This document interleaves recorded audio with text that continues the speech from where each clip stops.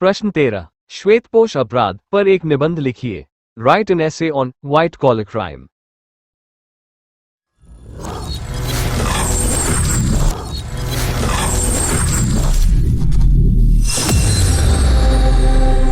उत्तर प्रत्येक समाज में ऐसे लोग पाए जाते हैं जो बड़े ही धन संपन्न या साधन संपन्न, धनी, प्रतिष्ठित तथा ऊंचे पद पर आसीन होते हैं। वे ऐसे कार्यों में संलग्न होते हैं जिन्हें कानून अपराध कहकर परिभाषित करता है, किंतु ये लोग अपनी उच्च प्रतिष्ठा, ऊंचे पदों पर होने के कारण अथवा धनी होने के कारण अपराधों को छिपाने में सफल हो जाते हैं और कानून की पकड़ में नहीं आ पाते हैं, इसलिए ये अपराधी पकड़े जाने से बच जाते हैं। यह तो केवल निम्न वर्ग के लोग ही हैं जो परंपरागत और अपेक्षाकृत साधारण होते हैं, पकड़े जाते हैं, दोषी ठहराए जाते हैं और जेल भेजे जाते हैं। अतः स्पष्ट है कि समाज का उच्च प्रतिष्ठित, धनी एवं ऊंचे पदों पर आसानी से पुलिस और न्यायालय दोनों की दृष्टियों से बच जाता है, जबकि वे अपराधी कार्यों में संलग्न रहते हैं। इसी वर्ग को श्वेतपोश अपराधियों के नाम से संबोधित करते हैं। श्वेत वस्त्रधारी अपराध की धारणा को सर्वप्रथम रॉस ने सन 1907 में और मॉरिस ने सन 1935 में प्रवर्तन एवं समर्थन किया, परंतु यह अवधारणा सन 1940 में एडविन एच. सदरलैंड की व्यवस्था के उपरांत ही व्यापक हुई। द्वितीय विश्व युद्ध के पश्चात क्लिनार्ड ने और हिंग 1950 ने युद्धकालीन कालाबाजार से संबंधित आरोपों के रूप में प्रस्तुत किया। सन 1953 में श्रम संबंधी कानूनों की व्याख्या की तथा सन 1953 में कैसी ने गबन तथा उल्लंघनों का विवेचन कर इसकी पुष्टि की। श्वेतवस्त्रधारी अपराधी उच्च सामाजिक तथा व्यावसायिक परिस्थितियों के व्यक्तियों द्वारा संपन्न होता है। ये व्यक्ति प्रतिष्ठित होते हैं तथा समाज की दृष्टि में आदर के पात्र भी। अतः बहुतों को यह धारणा है कि इसका अन्य नामकरण कर वृत्तिक अपराध कहना अधिक संगत होगा। सन 1964 में क्वी ने यह विचार व्यक्त किया। समझ रहे हो? श्वेतपोश अपराध की परिभाषाएं। Definitions of white collar crime. श्वेतपोश अपराध का विद्वानों ने निम्न प्रकार से परिभाषित किया है। 1. सदरलैंड के अनुसार अपने पेशे या व्यवसाय से संबंधित क्रियाकलापों में उच्च सामाजिक और आर्थिक वर्ग के व्यक्तियों द्वारा अपराधी कानून का उल्लंघन ही श्वेतपोश अपराध है।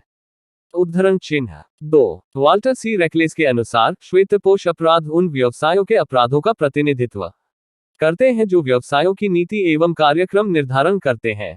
3. एडलहर्ज के अनुसार वह अवैध क्रिया अथवा अवैध क्रियाओं का संग्रह है जिन्हें अभौतिक साधनों द्वारा तथा छिपकर किया जाता है, जिससे या तो रुपया या संपत्ति प्राप्त हो या रुपये देने से बचा जा सके या कोई व्यक्तिगत लाभ उठाया जा सके।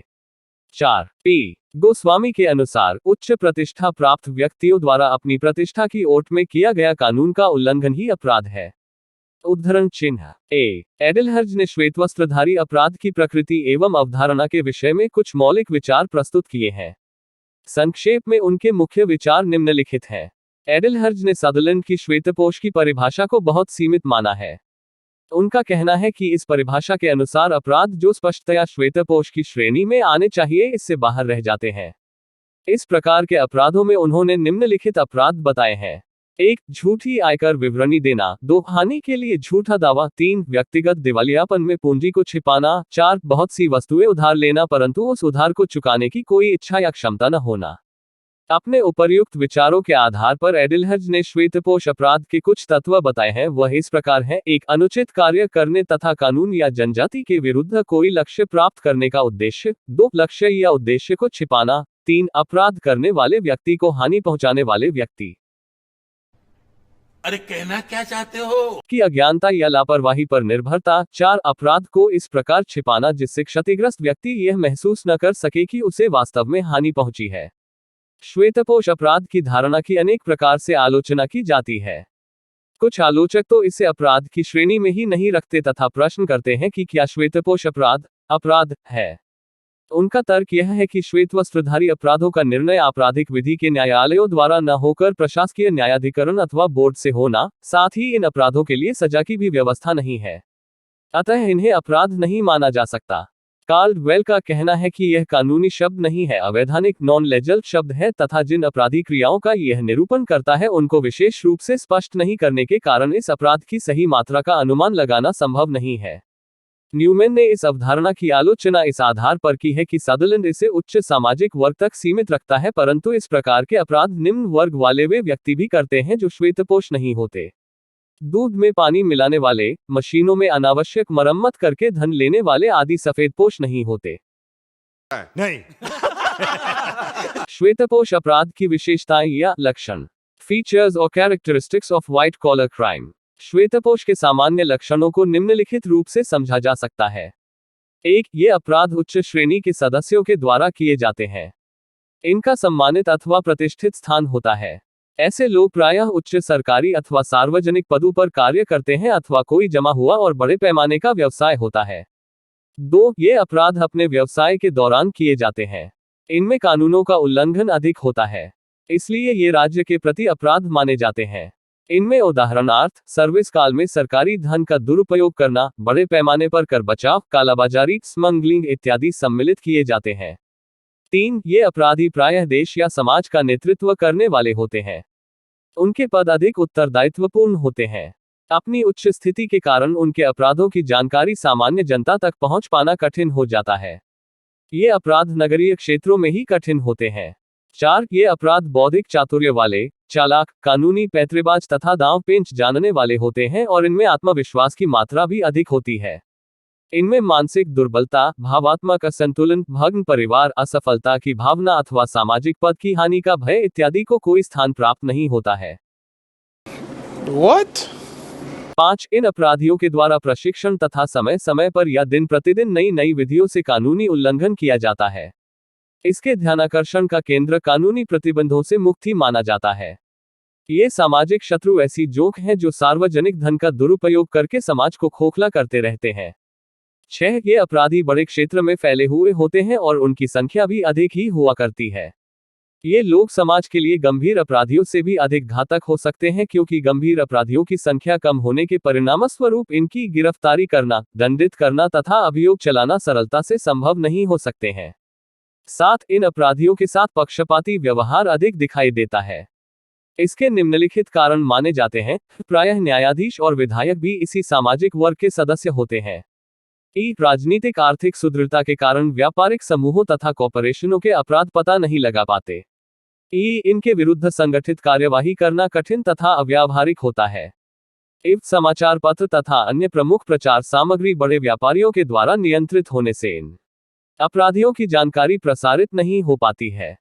अरे टेंशन नहीं लेने का, अपुन है ना। श्वेतपोश अपराध के कारण। Causes of white collar crime. श्वेतपोश अपराध के प्रमुख कारण निम्नलिखित हैं। 1. उच्च प्रतिष्ठा। श्वेतपोश अपराधों के कारणों में से उच्च प्रतिष्ठा का कारण भी महत्वपूर्ण है।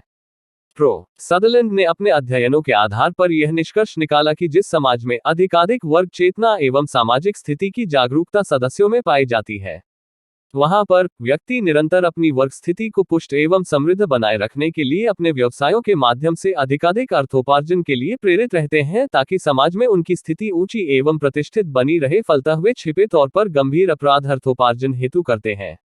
वर्ग चेतना के कारण सदस्यों में प्रायः समवर्ती एवं निम्न स्तरीय लोगों के भय से गैर सामाजिक तरीके से सुखी एवं समृद्ध बनने की प्रवृत्ति पनपती रहती है। 2. सामाजिक विभेदीकरण। डॉक्टर सत्येंद्र त्रिपाठी ने अपनी पुस्तक विघटन में इस बात का उल्लेख किया है कि टैफ्ट हींग आदि विद्वानों का यह कथन है कि श्वेतपोश अपराध विभेदीकरण वाले समाजों में ज्यादा होते हैं। जिन समाजों में आर्थिक एवं सामाजिक सांस्कृतिक विभिन्नताएं सदस्यों में ज्यादा होती हैं, वहां पर सफेदपोश ज्यादा होते हैं, मध्यस्तरीय व्यक्तियों के द्वारा ज्यादा किए जाते हैं और इसी प्रकार निम्न वर्ग के लोगों का काफी शोषण होता है। उच्च प्रतिष्ठा के लिए लोग निरंतर समाज में आर्थिक हितों का ख्याल करते हुए स्वार्थ सिद्धि हेतु जालसाजी, गलत विज्ञापन, फरेब, चोरबाजारी आदि साधनों में अपने व्यवसायों एवं रोजगार को बढ़ावा देते हैं, जिससे उनकी सत्ता एवं स्थिति उच्च स्तरीय बनी रहे। बात तो सही है। 3. पूंजीवाद। निसंदेह श्वेतपोश अपराधों को बढ़ाने में पूंजीवाद का भी महत्वपूर्ण योगदान रहा है। सदरलैंड का मत है कि जो देश पूंजीवादी ढांचे पर चल रहे हैं, जहां समाज की संपत्ति कुछ इने गिने हाथों में केंद्रित रहती है, वहां पूंजीपति वर्ग, व्यापारिक वर्ग सामूहिक रूप से अधिकाधिक मुनाफाखोरी एवं धन के लालच में समाज, श्रम एवं संपत्ति का शोषण करते हैं। ये लोग प्रचार साधनों, समाचार एजेंसियों को भी नियंत्रित करते हैं, अतः गलत ट्रेडमार्क एवं विज्ञापन के साथ नकली वस्तुओं को अधिक मूल्यों पर बेचते हैं। चोरबाजारी एवं अवैधानिक वस्तु उत्पादन भी करते हैं और इस प्रकार अपराध उत्तरोत्तर बढ़ते हैं। सदरलैंड ने बताया है कि पूंजीवादी धारणा का ही परिणाम है कि अमेरिका में सबसे ज्यादा श्वेतपोश अपराध एवं अपराधी पाए जाते हैं। 4. आर्थिक असमानता। जिस समाज में असमानताएं अधिकाधिक मात्रा में होती हैं, वहां पर भी श्वेतपोश अपराध अधिकाधिक मात्रा में बढ़ते हैं। जब व्यावसायिक वैमनस्य एवं विषमता के फलस्वरूप समाज के लोग जो ज्यादा सुख संपदा में पलते हैं, वे अपने विलासी जीवन को उत्तरोत्तर बनाए रखने हेतु समाज के संपूर्ण उद्योग, वाणिज्य एवं व्यापार का नियंत्रण करते हैं और निम्न वर्ग के लोगों को आर्थिक दृष्टि से आगे बढ़ने से रोकते हैं, क्योंकि उसमें उनका निजी स्वार्थ छिपा रहता है। जनसामान्य के पास क्षमता नहीं होती है कि वे अवैध कार्यों पर यथोचित रोक लगा सकें। सदरलैंड के अनुसार उच्च आर्थिक, सामाजिक प्रतिष्ठा वाले व्यक्ति स्वयं सरकार में नहीं मिल पाता, क्योंकि वे विधायकों, न्यायाधीशों एवं जजों के समकक्षी एवं समस्तरीय होते हैं। अतः श्वेतपोश अपराधी अधिक होते हैं। उद्धरण चिन्ह। ये बड़ी अच्छी बात कही आप। 5. भौतिकवादी मनोवृत्तियों में वृद्धि होना। आज के औद्योगिक समाज के बदलते परिवेश में, जहां विधान एवं तकनीकी उपलब्धियां व्यक्ति का जीवन भौतिक सुख समृद्धि एवं ऐशो आराम में ढक चुकी है, वहां व्यक्तियों की उत्तरोत्तर विलासिता में लिप्त रहने की जिज्ञासाएं एवं मनोभाव भी बढ़ते जा रहे हैं। धन का बढ़ता हुआ महत्व प्रतिष्ठा, मर्यादा तथा शक्ति का स्रोत बन चुका है। व्यक्तियों में अमेरिकी एवं चीनी युवतियों मनोमैक्स दी मियर गो तथा होपिंग अर्थात कैसे भी हो धन कमाओ, धन से सर्वत्र सफलता मिलती है, सर्वत्र व्याप्त है। परिणाम स्वरूप अधिक धन लोलुपता की प्रेरणा से सफेदपोश अपराध हो रहे हैं। 6. राजनैतिक कारण। बहुत से देशों में राजनीति एवं सरकार में ऐसे राजनीतिक नेता, श्रोता, प्रतिनिधि एवं मंत्री होते हैं जिनका पेशा छिपे तौर पर ऐसे अपराध करना होता है। इनका गठबंधन भी पूंजीपतियों एवं अंतरराष्ट्रीय व्यापारिक समूहों से होता है, अतः ऐसे अपराध अधिक होते हैं। जब यही नहीं, अभी और सुनिए। समाज में राजकीय व्यवस्था अस्थिर होती है, जहां आर्थिक व्यवस्था की भांति राजनीतिक व्यवस्था में भी अधिकाधिक मात्रा में उथल पुथल होती है, वहां पर आर्थिक व्यवस्था की भांति अन्य सामाजिक व्यवस्थाएं भी स्वतः निर्बल हो जाती है। परिणाम स्वरूप ऐसे परिवेशों में सफेदपोश अपराधियों में वृद्धि स्वाभाविक ढंग से होने लगती है। 7. कानूनी निष्क्रियता एवं वैधानिक होना। डॉक्टर सत्येंद्र त्रिपाठी के कथनानुसार बहुत से समाजों पर व्यापार, वाणिज्य एवं नियंत्रक कानून इतने निष्क्रिय एवं दोषपूर्ण होते हैं कि वे अर्थव्यवस्था का यथोचित सृजन, संचालन एवं नियमन नहीं कर पाते। परिणाम यह होता है कि ऐसे अपराधों पर ख्याल भी नहीं किया जाता है और उनकी भली प्रकार से जानकारी हो नहीं पाती है। साथ ही संविधान की दंड नीतियां कुछ ऐसी होती हैं जो प्रायः अपराधियों को दंड से दूर रखती है, अतः श्वेतपोश अपराध बढ़ता जाता है। जे हाल ने भी इसी बात का समर्थन किया है। 8. कठोर दंड की कमी। Lack of severe punishment. श्वेतपोश अपराध के लिए कठोर दंड की व्यवस्था नहीं है, अतः श्वेतपोश अपराधियों को कठोर दंड नहीं मिल पाता है। इसके विपरीत न्यायाधिकारी तक इन अपराधियों के प्रभाव में होते हैं, जिससे वे इन लोगों को कठोर दंड नहीं देते हैं, अधिक से अधिक कुछ रुपयों का जुर्माना करके छोड़ देते हैं, जो श्वेतपोश अपराधियों के लिए मामूली चीज है। 9. कानूनी ज्ञान की कमी। Lack of legal knowledge. जनसामान्य को विभिन्न विभागों से संबंधित कानूनी ज्ञान की जानकारी नहीं होती है, जिसके अभाव में श्वेतपोश अपराधी निरीह जनता को खूब ठगते हैं। उदाहरणार्थ, महाजन व्यक्तियों से ऊंची दर पर ब्याज लेता है। उद्योगपति मजदूरों एवं कर्मचारियों की कानूनी अनभिज्ञता का लाभ उठाकर उनका शोषण करते हैं तथा सरकार द्वारा क्षतिपूर्ति, फंड तथा अन्य सुविधाओं को या तो देते ही नहीं या फिर अति अल्प मात्रा में देकर शेष धन स्वयं हड़प जाते हैं। अगर आपको भी लगने लगे कि पढ़ाई करना सबसे मुश्किल काम है, तो समझ जाओ, आपको दुनिया की कोई भी ताकत नहीं रोक सकती दूसरों के यहाँ मजदूरी करने से। पढ़ाई करो, सिर्फ पढ़ाई।